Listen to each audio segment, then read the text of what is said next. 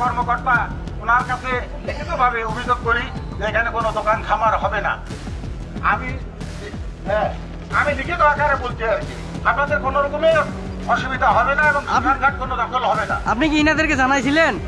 আমি জানি না আপনি কি প্রতিশ্রুতি দিচ্ছেন এনারা আগে মানববন্ধন কেন করতে আসবে? এনারা যেটা মানববন্ধন করতেছে, ওনারা আমার সঙ্গে কোনো কথাও বলেনি, জানেও নেই। আমি জানার পরে, আমাকে চুক্তিদার দেওয়ার পরে আপনি আমি সেটা প্রতিবাদ কেন দিচ্ছি। জানাননি? না, না, এখন এইটা আফসার আলী ইনি খুঁটি কাটছে চুকিদারের মাধ্যমে আমি জানা পাই। জানা পাওয়ার পরে সঙ্গে সঙ্গে আমি চুকিদার দিয়ে খুঁটি উঠাই দেই। উঠাই দেওয়ার পরে যখন দেখতেছি আমি তার সঙ্গে একটু পারতেছি না, আবার পুনরায় কাটতেছে, তখন আসি আমি লিখিত অভিযোগ করে সেটাকে সরাই দিই।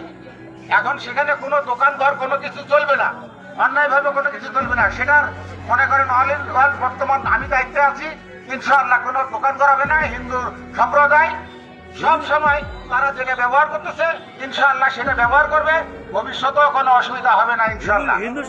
চলতে পারি না সেশনকার দখল দিতে পারে আর অনুলিপি দিচ্ছেন নাকি?